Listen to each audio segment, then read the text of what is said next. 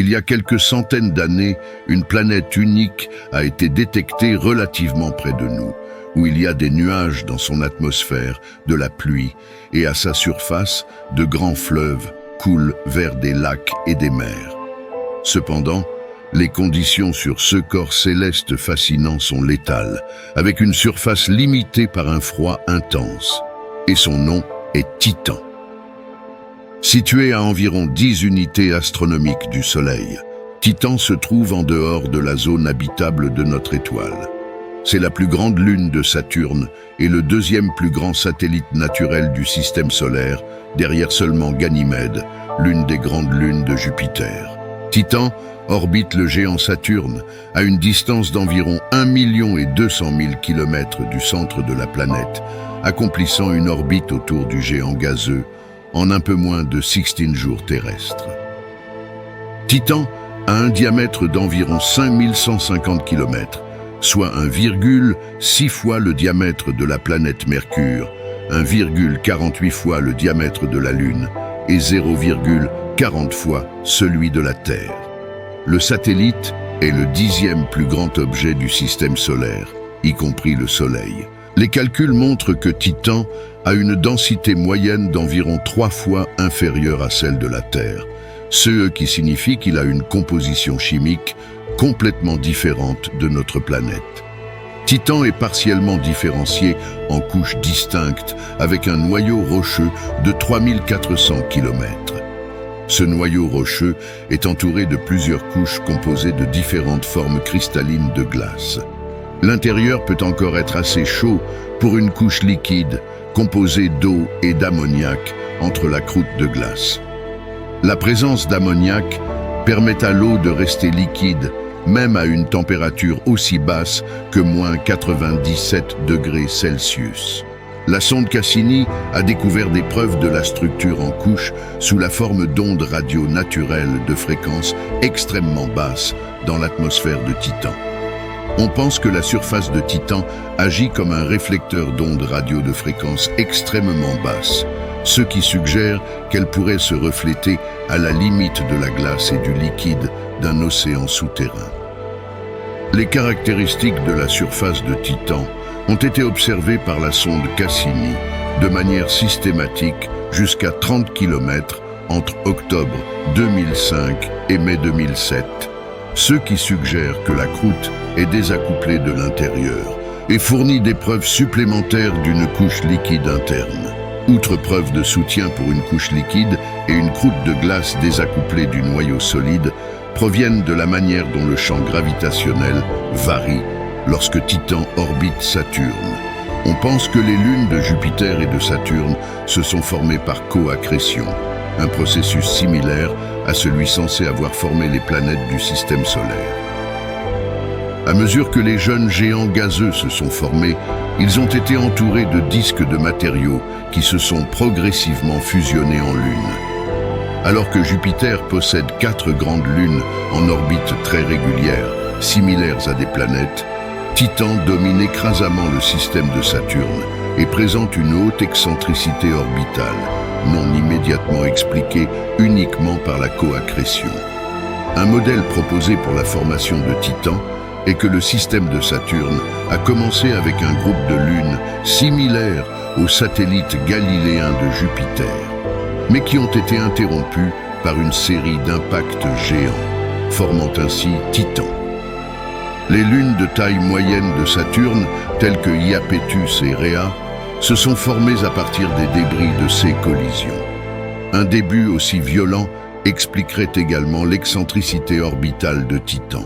Titan est la seule lune connue avec une atmosphère significative. Son atmosphère est la seule atmosphère dense, riche en azote, dans le système solaire, en dehors de la Terre.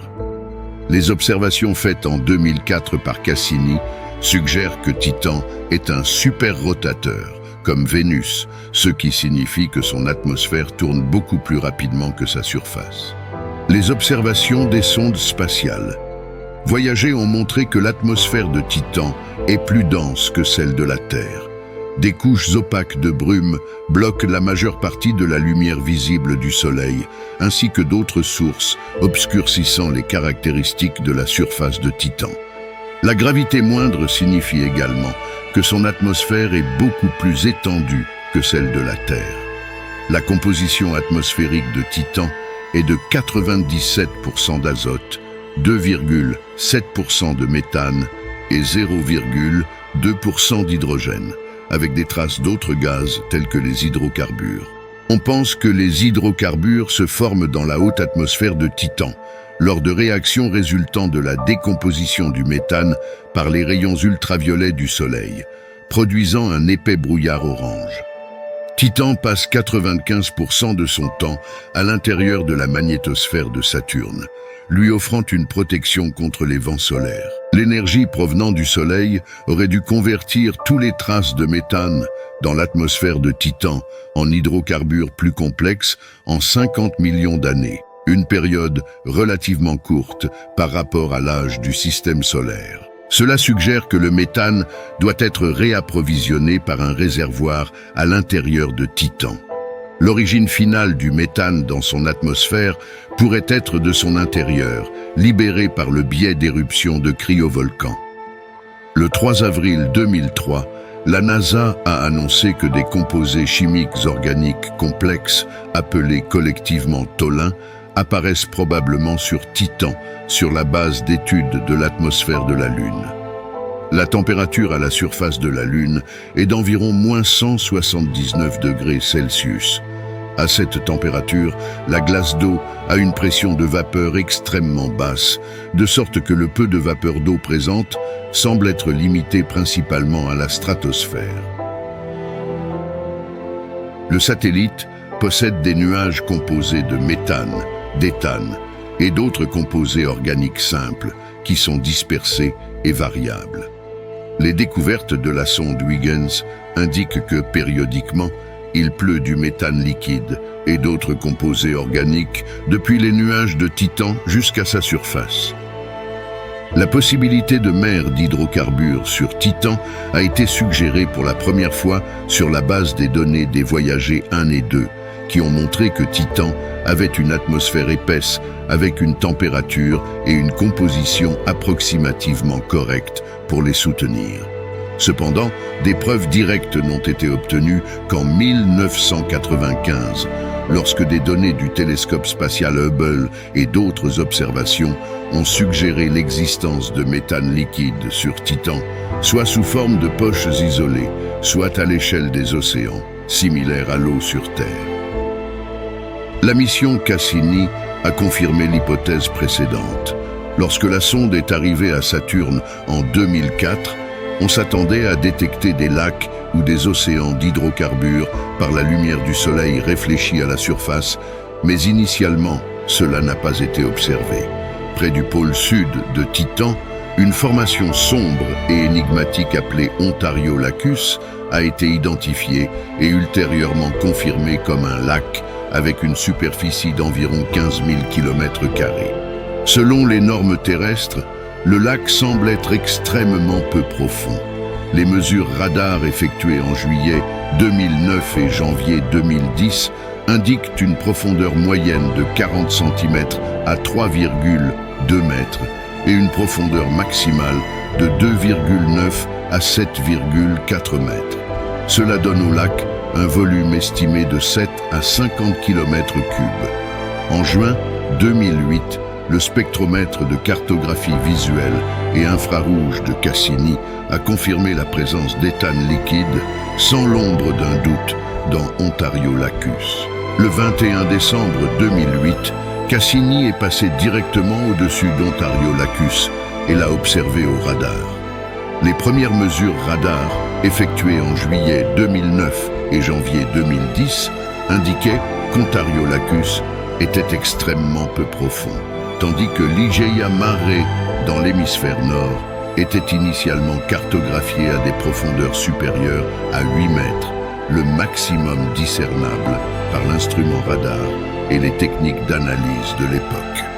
Les analyses scientifiques ultérieures, publiées en 2014, ont cartographié de manière plus complète les profondeurs des 3 mers de méthane de Titan et ont montré des profondeurs de plus de 200 mètres.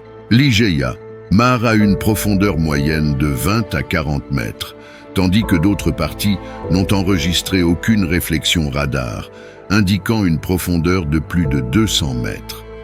Dans les premières images de la surface de Titan, obtenues par des télescopes terrestres au début des années 2000, de vastes régions de terrain sombre ont été révélées couvrant l'équateur de Titan. Avant l'arrivée de Cassini, on pensait que ces régions étaient des mers d'hydrocarbures liquides. Les images radar capturées par la sonde Cassini ont révélé que certaines de ces régions sont d'immenses plaines couvertes de dunes longitudinales, mesurant jusqu'à 100 mètres de hauteur, environ 1 km de largeur et de dizaines à centaines de kilomètres de longueur. Le 14 janvier 2005, Huygens a atterri à la surface de Titan, découvrant que de nombreuses caractéristiques de sa surface semblent avoir été formées par des fluides à un moment donné du passé, faisant de Titan le corps le plus éloigné de la Terre à avoir une sonde spatiale atterrissant sur sa surface. La sonde Huygens a atterri à l'extrémité la plus orientale d'une région brillante, maintenant appelée Hadiri. La sonde a photographié des collines pâles avec des rivières sombres s'écoulant vers une plaine sombre. La compréhension actuelle est que ces collines, également connues sous le nom de terre haute, sont principalement composées de glace d'eau.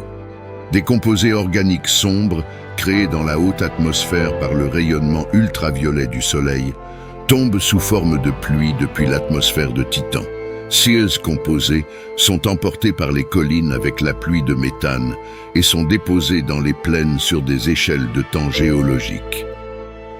Après l'atterrissage, Huygens a photographié une plaine sombre couverte de petits rochers et de cailloux, composés de glace d'eau.